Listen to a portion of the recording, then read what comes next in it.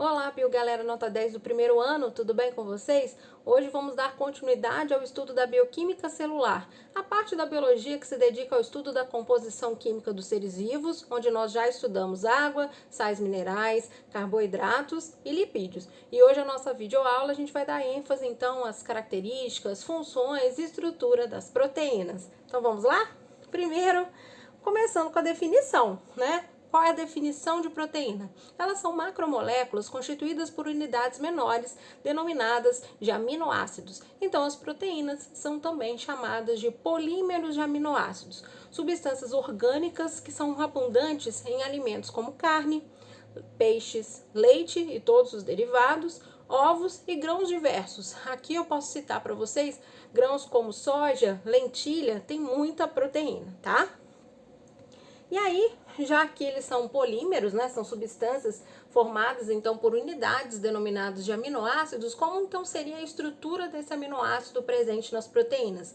São substâncias orgânicas que contêm sempre, obviamente, um carbono, e esse carbono está ligado sempre a um grupo amina, e a um radical ácido, que é um ácido carboxílico. Então, esse nome, aminoácido, se deve, então, à presença desses dois grupos. A amina, que é representado aqui por NH2, e o ácido carboxílico, ou ácido apenas, que é o grupo carboxílica também, o carboxila, que é o C dupla O, OH.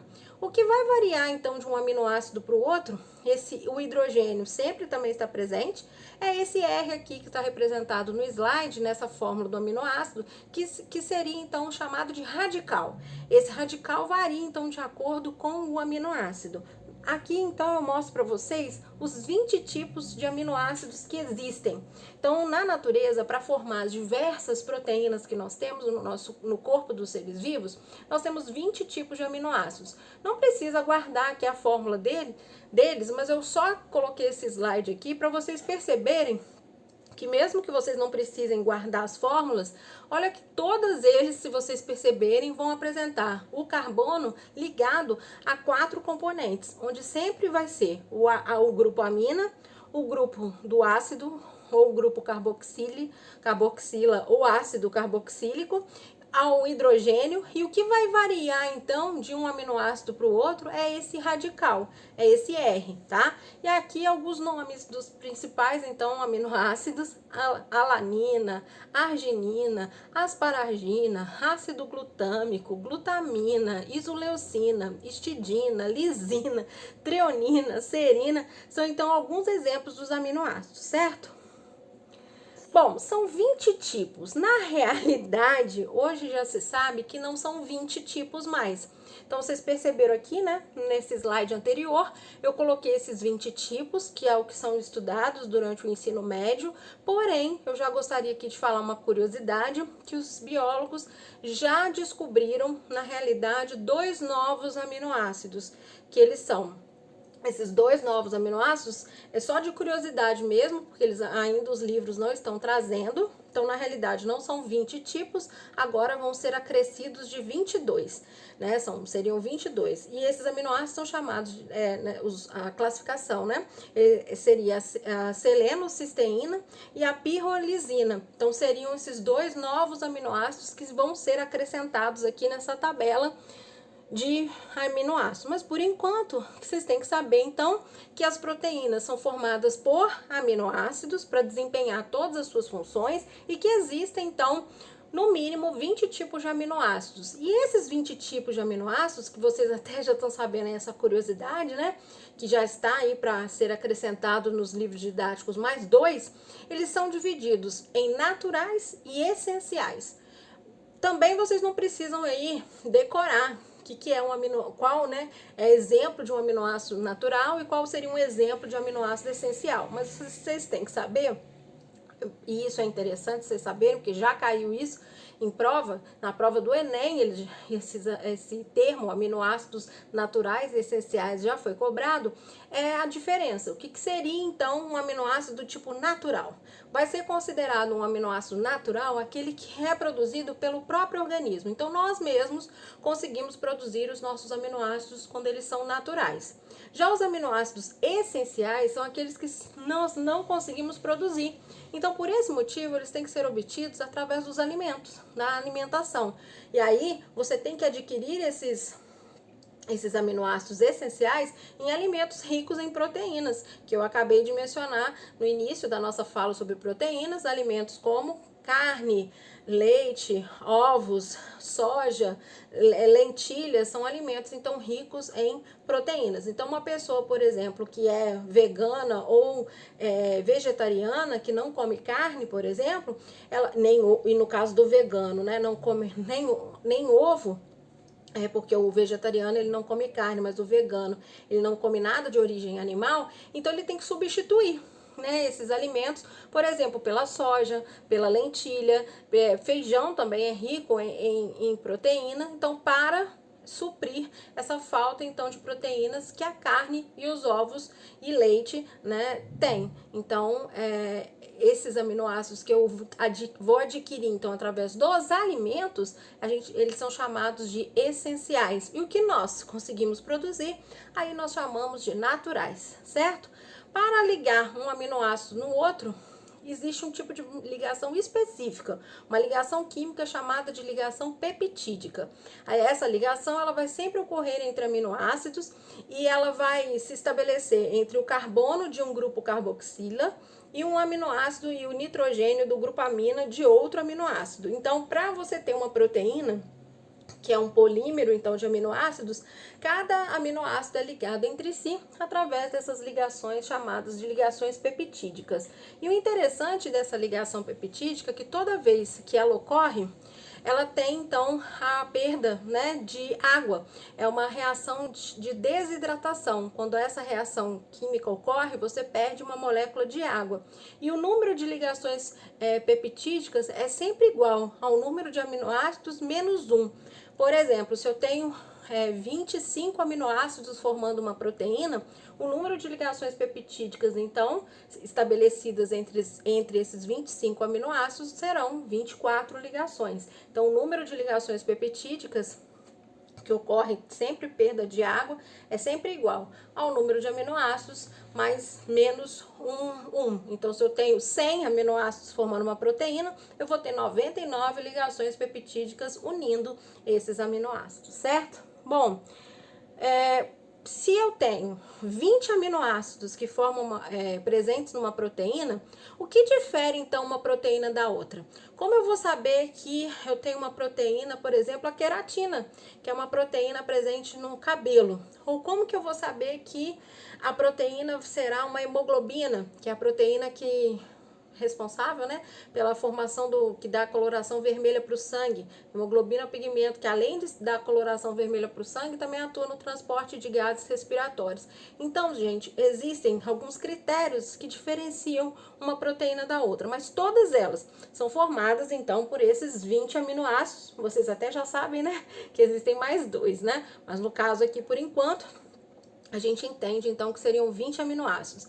Então, para você diferenciar uma proteína da outra, já que todas elas são formadas por esses 20 aminoácidos, né, podem ser formadas por esses 20 aminoácidos, eu vou diferenciar, então, uma da outra primeiro, pela quantidade de aminoácidos.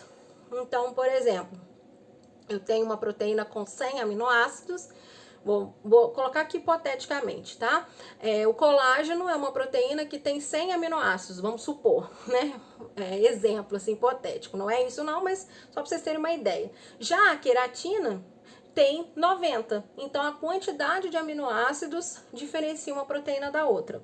Outra diferença, tipo de aminoácido, né? O tipo de aminoácido presente. Vamos supor que eu tenho uma proteína que é formada por glicina, ácido glutâmico e serina. Já outra proteína é formada por valina, glutamina e a pirolisina. Pronto, eu tenho uma outra proteína. Então, as proteínas se diferem pela quantidade de aminoácidos, pelo tipo de aminoácido presente na sua constituição e também pela sequência desses aminoácidos. Olha esse exemplo aqui que eu coloquei no slide.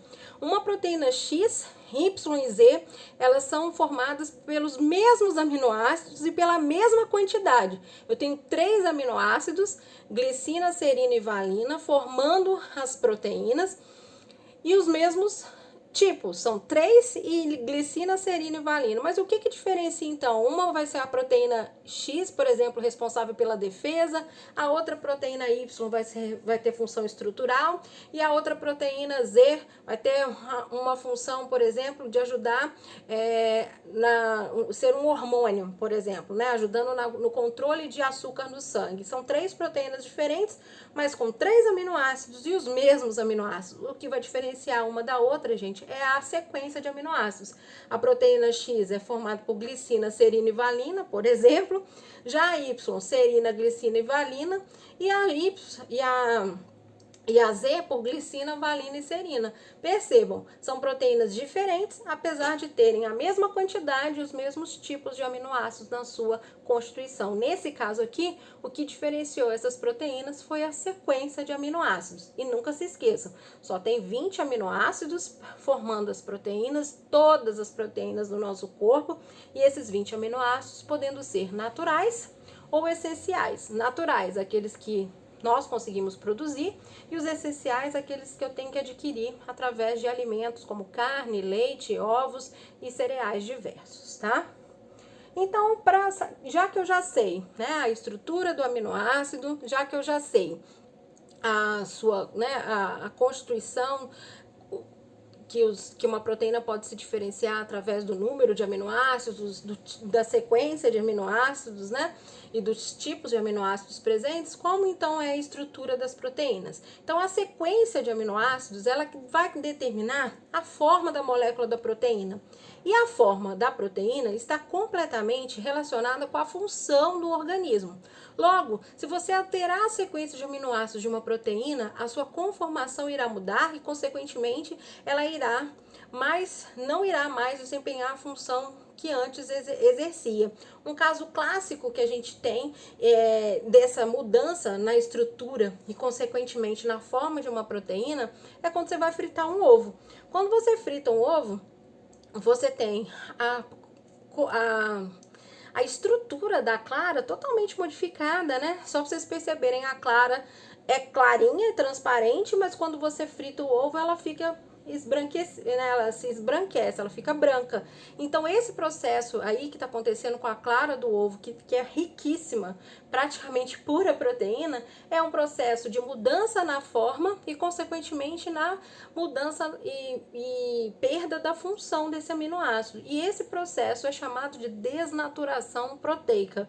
Então, é um processo onde a forma da proteína é alterada, tá? Esse processo pode ser irreversível, como no caso que eu acabei de falar da gema do ovo. Se você frita o ovo, a gema a clara nunca vai voltar de novo a ser transparente.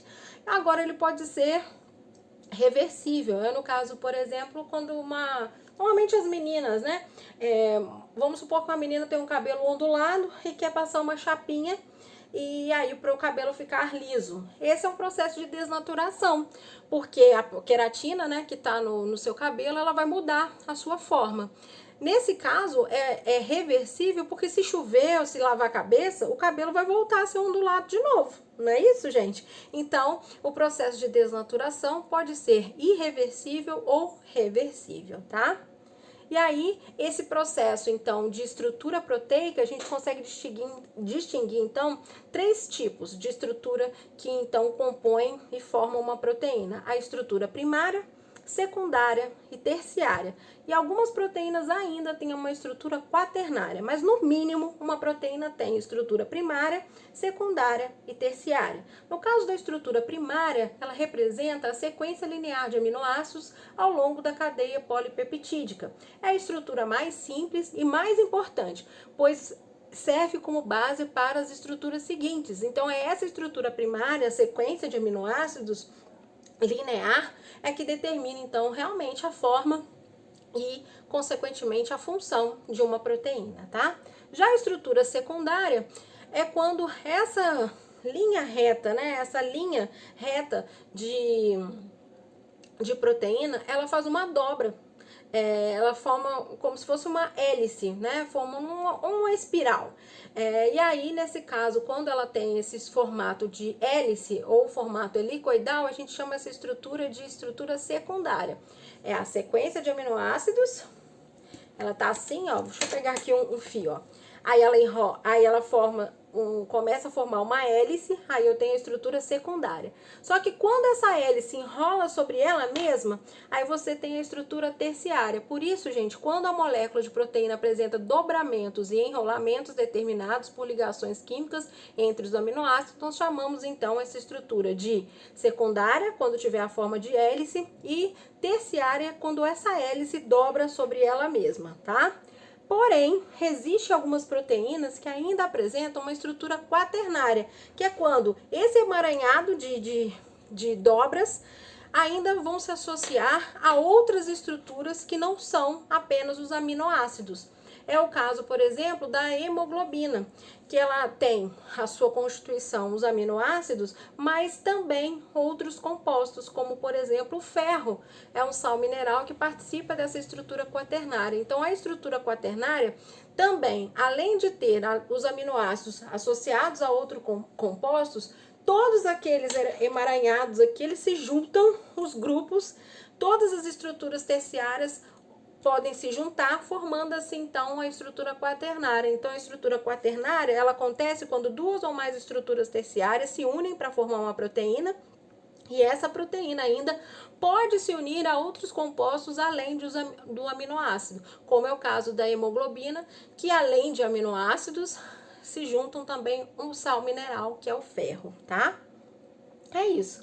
Bom, já sei então a estrutura das proteínas, que elas são formadas polímeros de aminoácidos. Já sei que existem 20 tipos de aminoácidos divididos em naturais e essenciais, sendo ainda que eu tenho uma curiosidade, né, que existem mais 2 aminoácidos que ainda vão ser incluídos nos livros didáticos, porque é uma descoberta recente, né, esses 2 novos aminoácidos. Já descobri que a proteína tem estrutura primária, secundária, terciária e até mesmo algumas proteínas de estrutura quaternária, que eventualmente pode acontecer o processo de perda da forma e da estrutura de uma proteína. Esse processo é chamado de desnaturação. E agora então vamos ver quais as funções. Para que serve então esse composto orgânico tão importante para os seres vivos? As proteínas então, elas atuam na construção da matéria viva, são dos principais elementos com função estrutural nos seres vivos. Elas atuam na regulação do metabolismo celular, como a insulina, que é uma proteína, que é um hormônio produzido pelo pâncreas, que está relacionado com o controle de glicose no sangue. Elas também têm função de defesa, já que os anticorpos são proteínas. Servem também para ajudar no transporte de substâncias, como a hemoglobina, que transporta oxigênio para todas as partes do corpo. A função estrutural é muito importante, desempenhada pelas proteínas. A gente tem o colágeno, uma proteína presente na pele, a queratina, uma proteína presente no cabelo, nas unhas, chifre, casco. Então, quem tem chifre aí, ó, né, o chifre é rico em queratina, que é uma proteína. Então, cabelo, unhas, pele, tudo tem a proteína como função, né, como participante da estrutura desses componentes. Também ela atua na contração dos músculos, no movimento dos músculos. Duas proteínas fazem isso, a quitina e a miosina. Elas aceleram as reações químicas, aumentando a velocidade das reações químicas, que são as enzimas que fazem essas funções. E também tem função nutritiva, como no caso do vitelo e da albumina, tá? Então, essas são algumas das funções das proteínas. Falando especificamente agora sobre os anticorpos, que durante a pandemia, a gente tem falado muito, visto, né, muito falar sobre os anticorpos. Eles são, então, proteínas de defesa. Células do organismo são capazes de reconhecer a presença de proteínas estranhas, que são chamadas de antígenos, e para combater esse antígeno, uma célula especial do nosso corpo chamada de linfócito produz então a proteína, que é o anticorpo, de forma altamente específica para esse determinado antígeno. Então, o anticorpo ele é produzido especificamente para um determinado antígeno. Então, o anticorpo que combate a COVID, o vírus, né, o coronavírus, a doença, né, COVID-19, não é o mesmo anticorpo que vai combater um resfriado comum, tá? Então, o anticorpo é uma proteína que é produzida pelos linfócitos, células do nosso sistema imunológico, que vão então atuar na defesa do corpo contra qualquer substância estranha.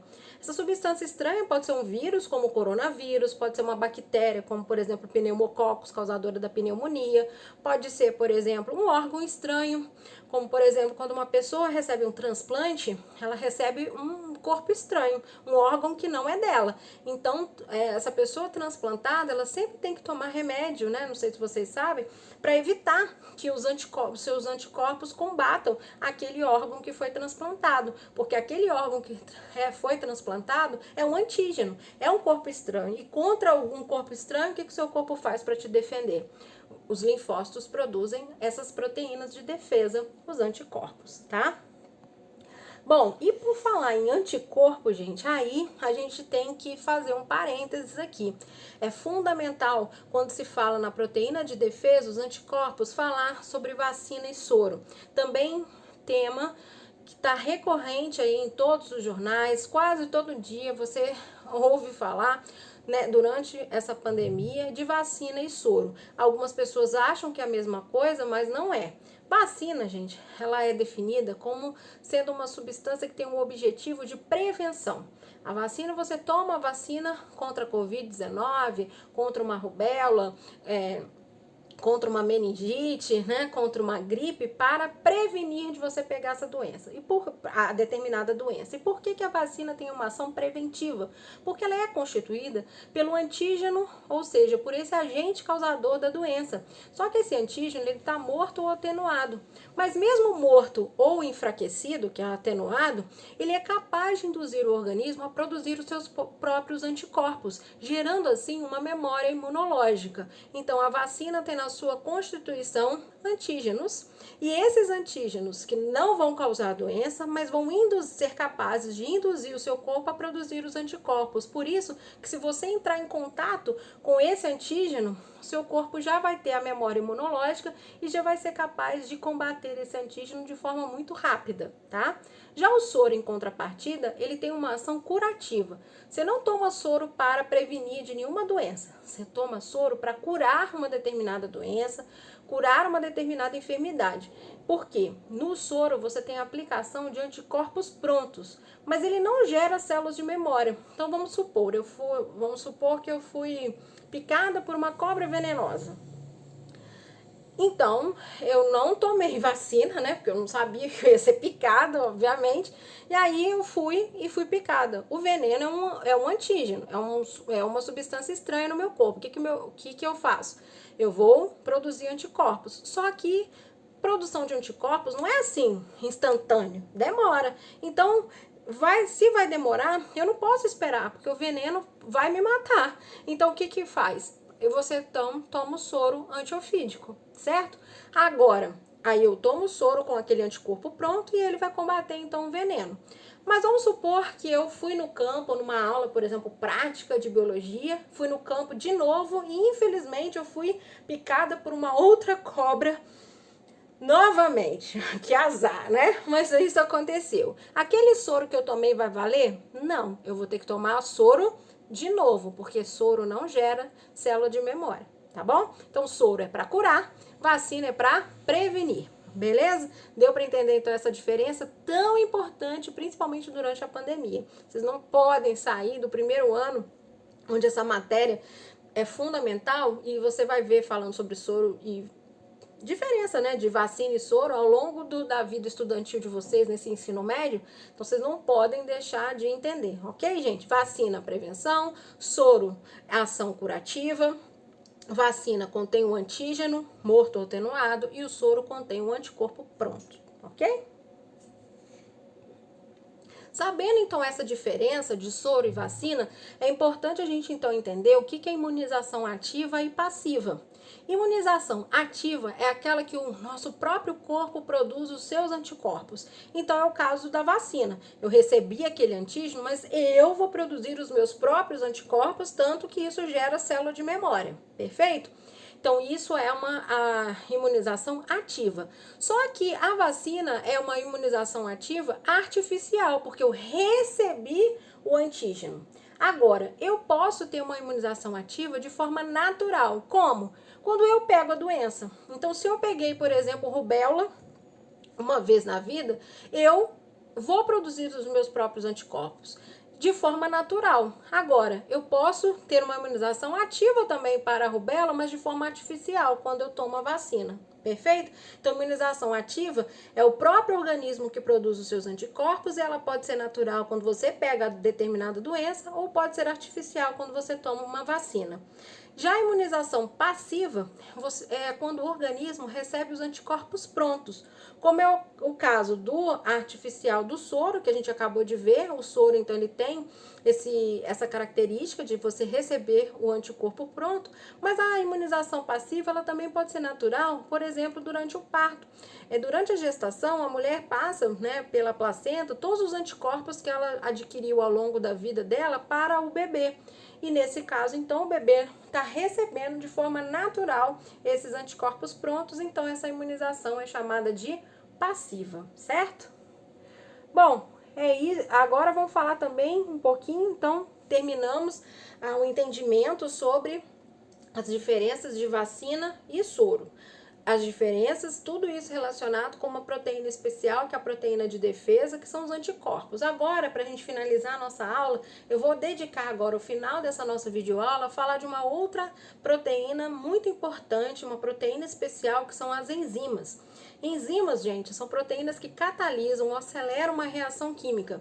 Por esse motivo, elas são chamadas de biocatalisadores ou catalisadores biológicos, porque essas proteínas, ela aumenta a velocidade de uma reação química, diminuindo a energia de ativação. O que seria energia de ativação? É a energia necessária para desencadear uma reação química. Então, as enzimas, elas diminui essa energia de ativação e a consequência disso é aumentar a velocidade das reações. Por exemplo, se eu comi um pão no café da manhã, sem enzimas, ele demoraria 1 hora para ser digerido, mas com a presença das enzimas, como por exemplo a amilase salivar, presente na nossa saliva, vai fazer com que a digestão desse pão aconteça em 20 minutos. Então, eu diminuí a energia de ativação e, consequentemente, eu aumentei a velocidade de uma reação química, como, por exemplo, um processo digestivo, um processo digestório. Então, esse é o papel dessa proteína especial, as enzimas.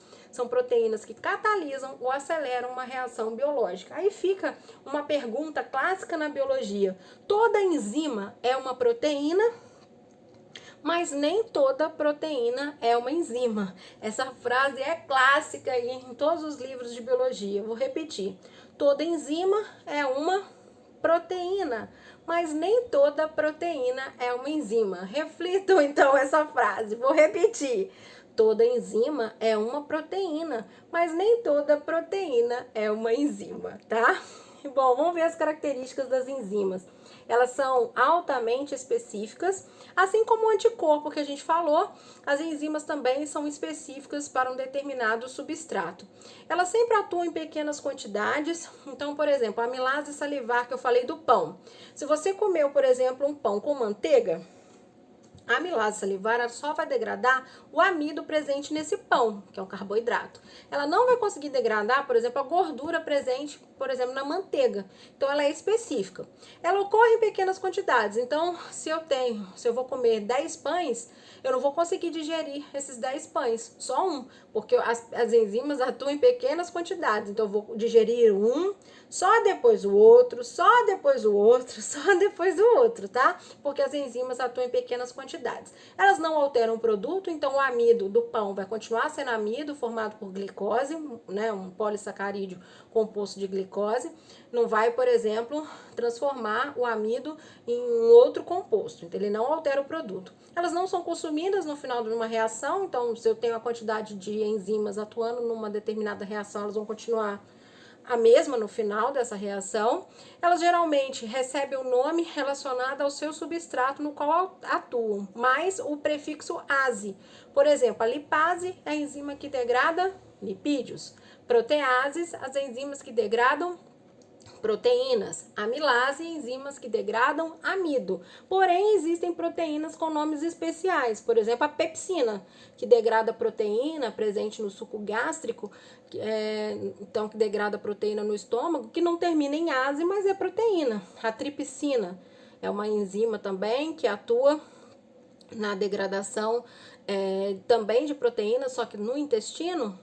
É proteína, mas não termina em ase, tá? Mas geralmente, como eu coloquei aqui, geralmente a terminação, então, é ase, tá? Elas são tão específicas, essa especificidade das enzimas é tão grande que esse modo de ação de uma enzima, ele ficou conhecido popularmente como complexo enzima, esse complexo enzima-substrato ficou conhecido como processo chave e fechadura, porque para cada fechadura, né, você só vai abrir com uma determinada chave. Se você tem, por exemplo, na sua casa, a chave que abre o seu quarto, não é a mesma que vai abrir, por exemplo, o banheiro da sua casa. Porque para cada fechadura tem uma chave e para cada substrato, então vai ter uma enzima altamente específica, tá? E isso só é possível, gente, porque olha só, a configuração das enzimas, ela tem um sítio ativo, que olha só que interessante aqui nesse slide. E esse sítio ativo, ele se encaixa perfeitamente a enzima no seu determinado substrato. É um encaixe assim perfeito, como o encaixe de uma chave e de uma fechadura, tá bom?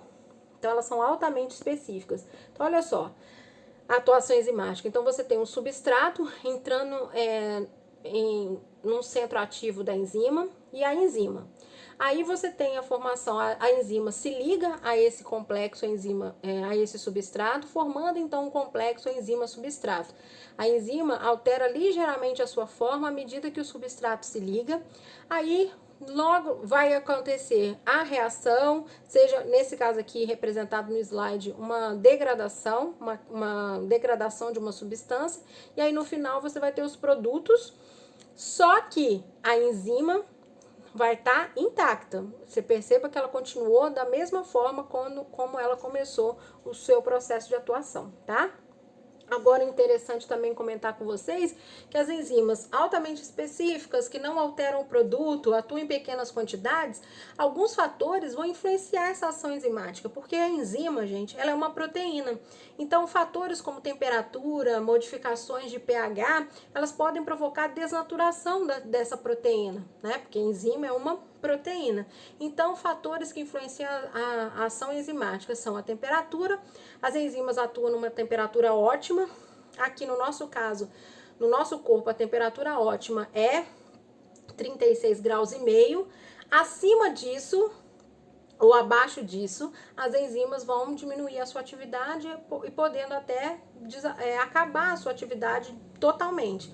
Por isso que é perigoso você ficar com febre e uma febre muito tempo, porque uma febre prolongada, temperaturas igual, por exemplo, 42 graus. Olha só, a 42 graus, o que vai acontecer a 42, 43 graus e você ficar com febre de 43 graus durante muitos dias? Olha só o que vai acontecer com a atividade enzimática, ela vai cair até cessar totalmente. Então, por isso que febre, gente, é um processo perigoso se não for tratado. A febre, que é um sinal, né? É um alerta do seu corpo que alguma coisa estranha está acontecendo, alguma infecção está acontecendo. Então, ela não pode se prolongar por muito tempo, porque pode provocar, então, a desnaturação das enzimas e se desnatura a enzima, perde a função, certo? Outro fator também que influencia, né, baseado nessa mesma ideia, é o pH. pH é o potencial de hidrogênios livres no nosso corpo. A gente tem uma escala de pH, vocês vão estudar isso melhor na química, né? Mas só para vocês terem uma ideia, a gente tem um pH variando, por exemplo, se for igual a 7, a gente chama isso de pH neutro. Se for abaixo desse valor, abaixo de 7, a gente chama de pH ácido. E se for acima de 7, a gente chama de pH básico. Então, vamos supor aqui esse gráfico dessa enzima. Essa enzima aqui, ela atua num pH 7, né? Quase 8, né? Então, um pH neutro, quase básico, né? Acima de 7. Mas vamos supor que essa enzima tivesse, por exemplo, no estômago, cujo pH é igual a 2. Essa enzima iria atuar? Não, ela ia sofrer um processo de desnaturação, porque as enzimas são influenciadas pelo valor de pH. Se ela altera muito o pH, o que acontece com a minha enzima? Ela sofre um processo também de desnaturação, certo? E para finalizar, gente, um outro fator também que influencia a atividade enzimática é a concentração do substrato. Lembrando a vocês que substrato é a substância que sofre a ação enzimática. E esse gráfico, como que a gente pode interpretar esse gráfico? Você tem uma concentração de substrato elevada e a atividade enzimática também elevada. Só que chega no momento que mesmo que se você aumentar a quantidade de substrato, não vai adiantar, porque a quantidade de enzimas não vai aumentar, porque as enzimas atuam em pequenas quantidades. Então não adianta você ter muito substrato se você não tem muita enzima. Então a velocidade da reação química, ela aumenta com o aumento do substrato, só que chega um momento que ela vai ficar constante porque você não tem enzima para fazer a sua ação, já que as enzimas atuam em pequenas quantidades, tá? Então, gente, esse foi então nossa videoaula de hoje falando sobre as proteínas. O que nós vimos então, recapitulando rapidamente? Que proteínas são polímeros de aminoácidos encontrados em grandes quantidades em carne, leite, ovos, soja, ervilha e etc. Os aminoácidos são 20 tipos, eles são divididos em naturais e essenciais. A estrutura de uma proteína é dividida em estrutura primária, secundária, terciária e às vezes quaternária, que eu tenho proteínas exercendo várias funções do organismo, defesa, hormonal, estrutural e até posso falar de energética. As proteínas são consideradas a nossa terceira fonte de energia. Primeira é carboidrato, segunda é lipídio. Só no último caso é que o organismo pode usar proteínas para gerar energia, certo? E para finalizar, a gente viu especificamente duas proteínas especiais, os anticorpos, que são as proteínas de defesa, e as enzimas, que são proteínas catalisadoras que aumentam a velocidade das reações químicas. Essa foi a nossa videoaula sobre proteínas, espero que vocês tenham gostado, um beijo e até a próxima!